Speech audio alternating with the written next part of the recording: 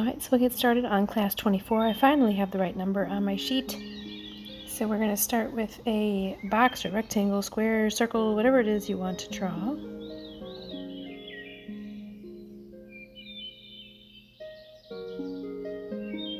And then inside of there, we're going to divide it horizontally, or you can do it diagonally or vertically, whatever it is you want to do. But just for simplicity, so you can see the pattern, I'm going to do it horizontally.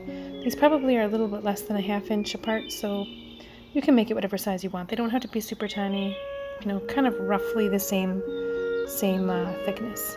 You're going to draw some angled lines like a zigzag. It's going to go from line to line, and you kind of want them to line up slightly. It doesn't have to be perfect. It doesn't have to be anything like that. So now you're going to go, for the second row, you're going to go the opposite of what you just drew. So you're kind of drawing these little diamonds.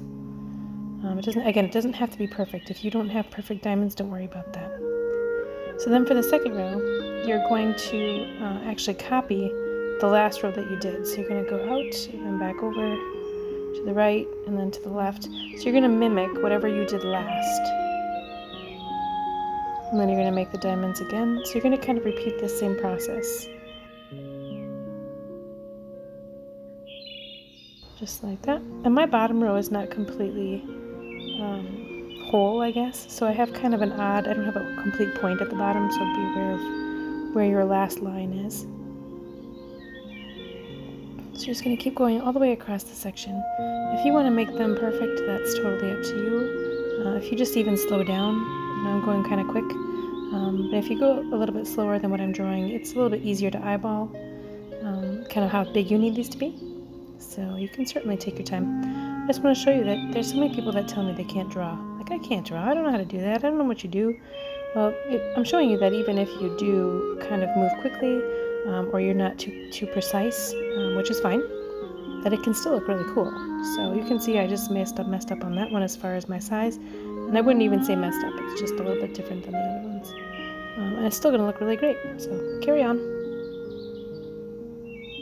I have these little spaces here where there kind of would be another row, so you might not have this where you can kind of see another little section if I kind of keep my spacing the same. So I'm just going to draw these little triangles and then go back on the left here and fill in whatever gap that I have on this side. And that gap is determined by approximately how wide you made your columns. If you made your diamond sections really, really wide, then you may not have, this little piece here. Alright, so now I'm going to use my big Sharpie, or whatever you have. If you only have a small one or a pen, that's totally fine. You can color it in just that way. I'm going to fill all of these in. So now you're probably saying to yourself, Terry, why didn't you just draw this in the thick marker anyway? You would be right. You can certainly just draw that in whatever marker you use to fill. But again, if you don't have that, you just go back and use your pen. So, one of those things you don't really think about it until after you draw it. So all of these diamonds get colored in, even the little small ones on the left and right edge.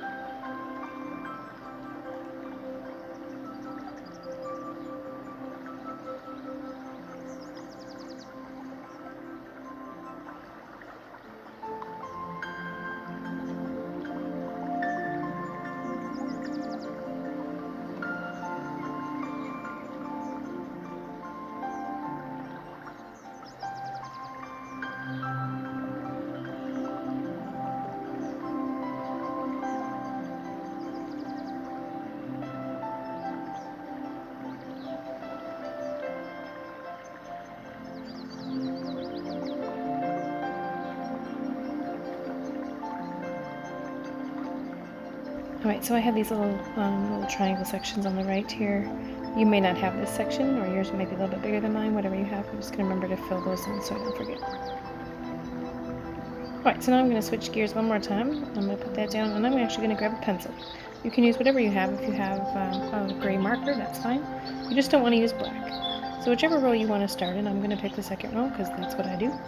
I'm going to color in the one that faces, mine's to the right, but you can pick whichever one you want. Whatever one you pick, you want to alternate. So I'm going to skip one and do the second, or excuse me, the last one here. So you're going to alternate what you do, kind of like a checkerboard. So now when I go to the next row, looks like I got this little piece here. When I go to the next row, I'm going to look up, and that one's going to be white, so I have to move to the left or right and color in that one. So you truly are making like a checkerboard type of thing where you have to color in every one. You're going to alternate rows and all of that sort of thing. So again, I'm just using a pencil. No rhyme or reason, it's just kind of sketchy pencil filling. But you can do whatever you want. You can do marker, crayon, colored pencil, whatever it is you have.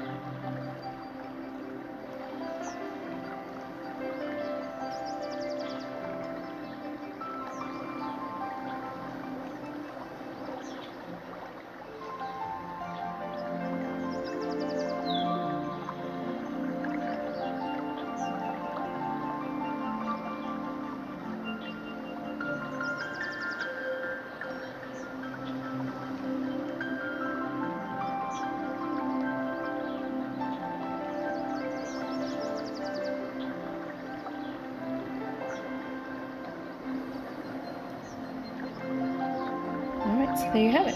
Kind of gives this like little 3D effect to it. You can add more shading in other areas if you wish to, or darker shading, whatever you want to do. So now we're going to go on to the second one. I'm just going to draw a little bit smaller box. The reason I'm going to do that is because I want to show you it bigger on the right side so you can kind of see the detail that I'm doing. So I'm just drawing a rectangle. You can draw whatever size you want to do. And again, you can skip this part or you can draw along with me here. I'm just going to draw a larger section. So I tend to draw at a diagonal, so I'm just going to go with that. These are about 1.5 inches apart, maybe, approximately. I'm going to grab a pencil. I'm going to do another zigzag, but it's very light because this is going to be erased. So however hard you want to draw, just make sure that it's erasable and you won't see any marks behind. So it's a pretty wide triangle set. So now against this long line, I'm going to kind of make like a leaf shape. It's like a teardrop shape. It comes up from the side, and I don't touch the pencil line. I just get kind of close to it, don't touch it. So it starts on the edge, comes up, and goes back down. And I'm going to keep doing that in this whole triangle, and as I get closer to the edge, there might be just this little teeny tiny one on the end. You're going to turn your paper, you're going to do the long one on this edge. So I'm going to have my long one along the zigzag line. I'm just going to do these leaf or teardrop shapes in the rest of the section, again, not touching the pencil. You may have 4 in one section, you may have 5, don't worry about that quite so much. And I'm going to go along this long edge here. And you can go ahead and do all one side. First you can do all the right side of this little section and then go back and turn your paper and do the left. Whatever's fine with you.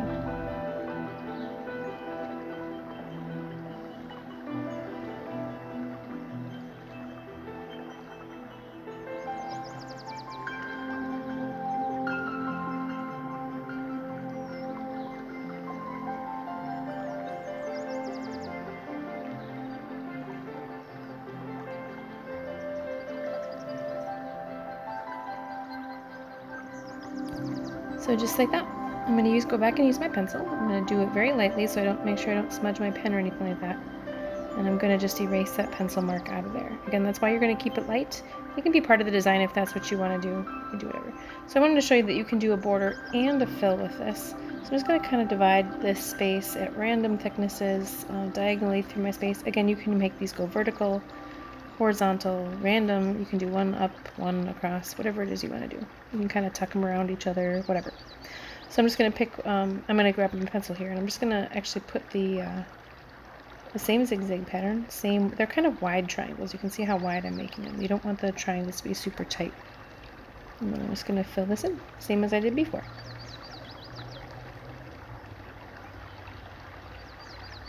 This one looks a little funny because it's kind of on the edge. So you just want to make sure that you're following that pencil line.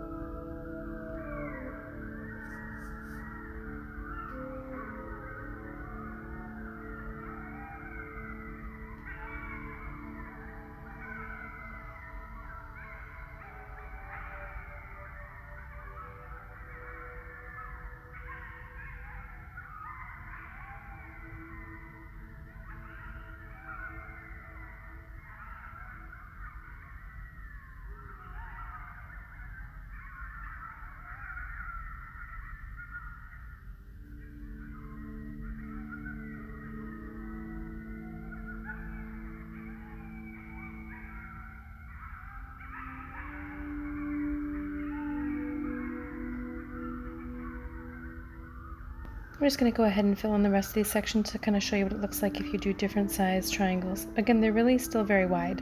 This section is very thin as far as thick, left to right or diagonal, I guess, but I'm still going to do that wide triangle. I'm going to try and keep my triangles from lining up. I don't want the points to be all at the same spot. It looks kind of funny. And this one here, I'll just be kind of an odd shape. You can do that however you want. This one's a little bit bigger section, so I'm going to do even bigger triangles in there, and then fill them in the same way that we did before.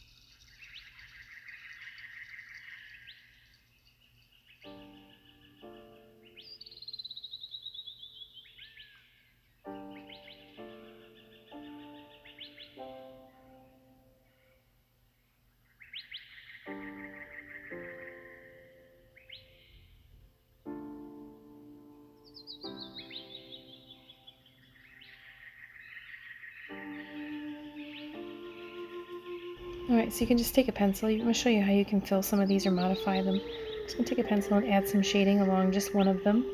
It's going to be along, obviously, the original line that I drew. It's not like super thick, it's not super heavy. You can make that as dark as you'd like. If you want that to really stand out, you can just make that section right along the line very, very dark. I'm just doing it so you can kind of see what options you have here.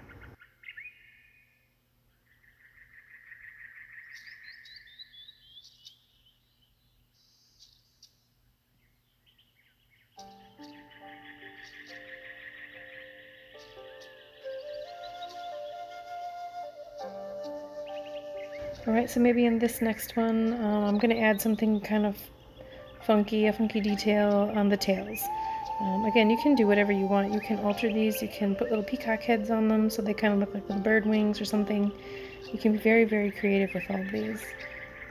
So there's no right or wrong for how you want to keep it. If you want to just keep all the leaves plain, you certainly can do that too.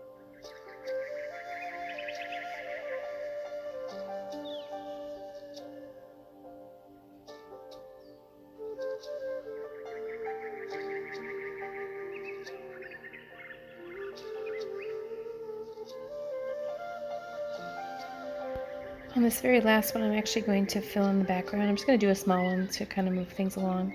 I'm just going to use whatever fill you have. So I have the Sharpie, of course, but you can use a pen, whatever. You can make the background gray or use a colored pencil. Do kind of an ombre effect, whatever it is you want. I'm just going to kind of show you that it makes those little fan pieces or little feather pieces pop out of there really, really coolly if you do a black background or some kind of darker background.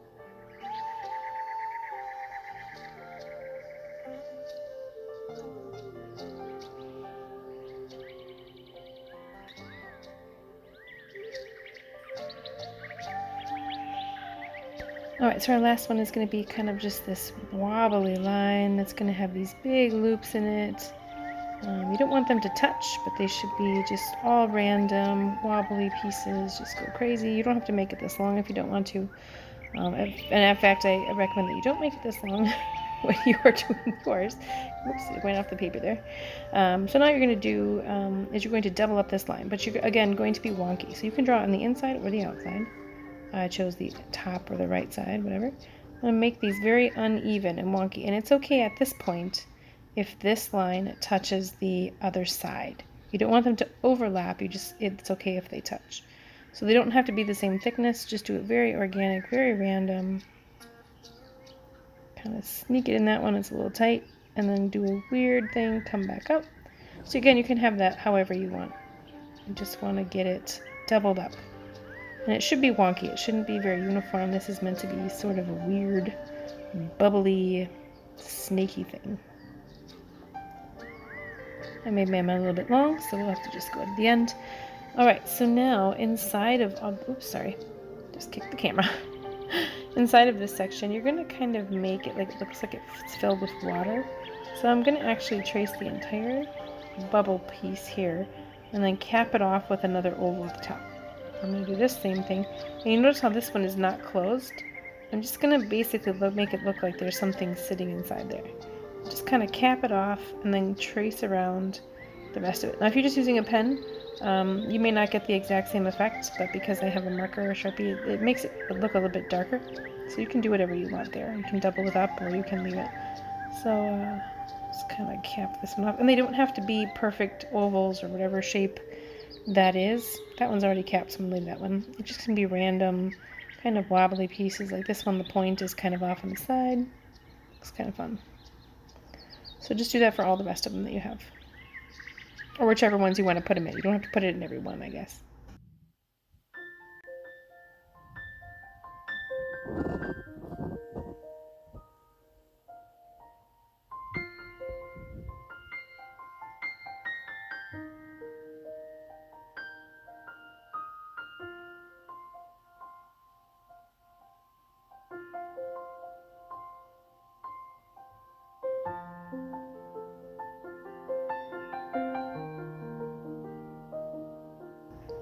Alright, so this is my last one. Good. So now I'm going to go through, and any bubbles that I drew, I'm going to double that up in a weird way. It doesn't have to be matching, and then give it a little centerpiece. So it's just a little circle inside of another oval, It can be anywhere inside of that section. It does not have to fill it up. It can just be a small little circle at the top here. Another one. It can be anything you want. If you don't like this part, you can certainly skip this and do whatever it is that you desire to have for yours. It should be random. And you don't have to fill in each one. Like this one here is kind of a weird shape. I might want to skip that one, but maybe not. And this one I'll draw sideways. That little teeny tiny one I'm going to skip.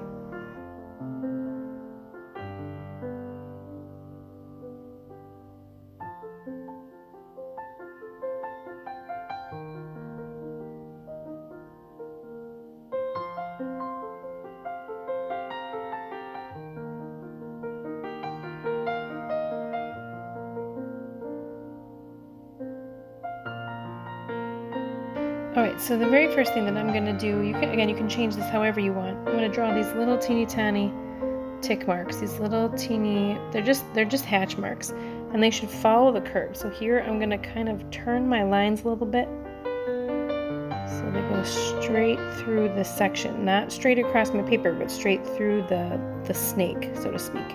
They should go basically perpendicular to the original lines. So as I come up to this curve, again, these are pretty close together, not touching though. As I come up to this curve, I'm going to sort of make them ray out a little bit so that the outsides are a little bit further apart. You really can't notice it too much. And then they're a little bit skinnier on the one side so that it can turn this corner. If you get any gaps that are a little bit bigger, don't worry, you can fill it in. This is supposed to be kind of random. I just want to try and stay somewhat consistent throughout the space.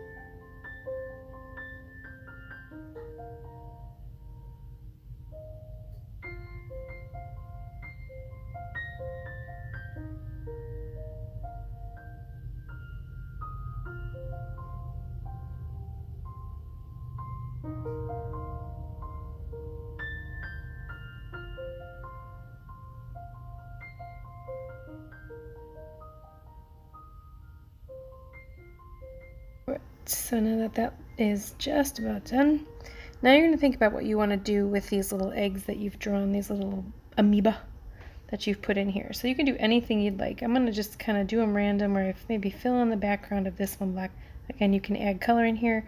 You can add more embellishments. You can do something other than eggs. You can just do whatever it is you'd like. They kind of look like little hair follicles, to be honest with you, like little pores when they see those close-ups of skin. That's what they kind of look like to me. So you could be really gross and draw some hairs sticking out, whatever it is that you want to do. I think I'm just going to kind of switch between my 3 different pens here and just sort of do some random design. So again, you can make this part of it whatever it is that you like.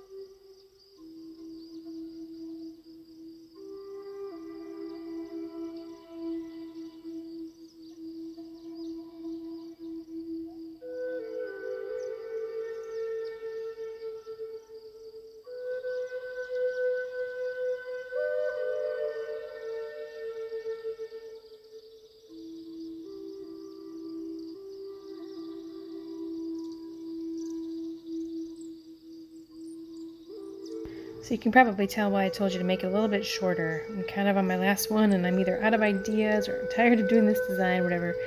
So you can make it obviously as long as you'd like, but this is my last one and I'm kind of happy about that. Alright, so there we have it. So this one actually can be used as a fill as well. You just kind of do a wobbly through the section, whatever it is you want to do with that one. Hope you enjoyed the designs for today. Don't forget that we do have a Zentangle Untangled live in the libraries. It's every Thursday from 4 until 5, and registration and masks are required. I do hope to see you, but if I don't, I do hope to see you back here on the next video next week. Have a great day.